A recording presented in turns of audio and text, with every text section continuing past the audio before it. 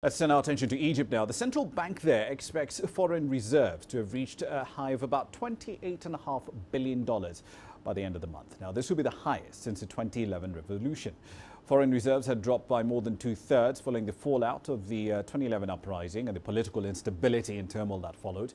Besides the rosy picture, though, there are other disturbing numbers from right across the board. Debt, for example, that's gone up from $67 billion to $76 billion in 1 year alone. And the government has to pay $11.9 billion to debtors this year, effectively risking some of the gains made so far.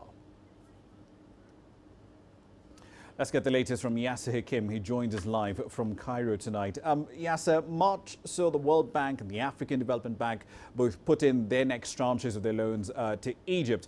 Was that the biggest contributor to this $2 billion month-on-month rise we saw in reserves? Yes, those were the last donors to give money to Egypt in the last quarter.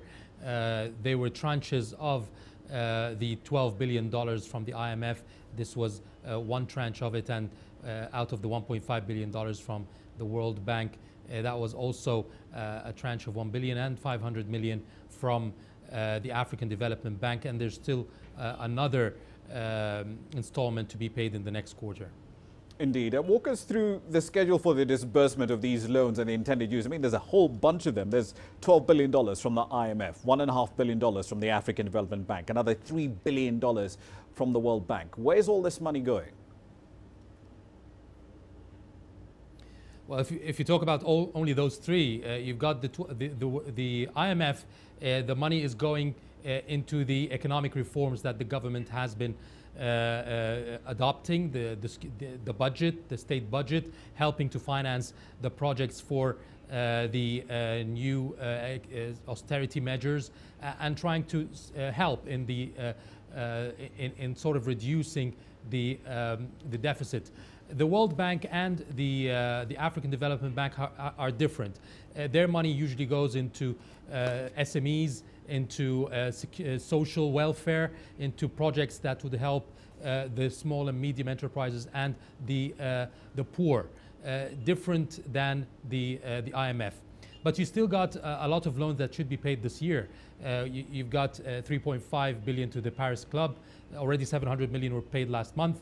You've got $1 billion to Turkey that was owed since 2012. The debt was given to Egypt in 2012, the loan. You've got $3.5 billion to the foreign oil companies.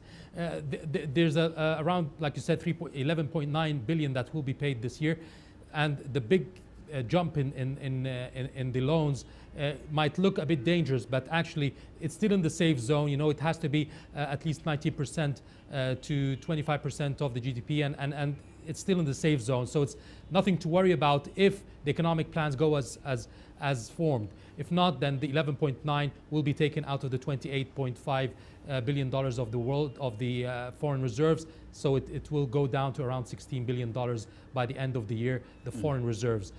So basically it's not good. It's a bit worrying, but it's safe. It's still in the safe side. Indeed. We'll leave it there for the time being. Thank you for the update. That's Yasser Hakim, of course, live in Cairo.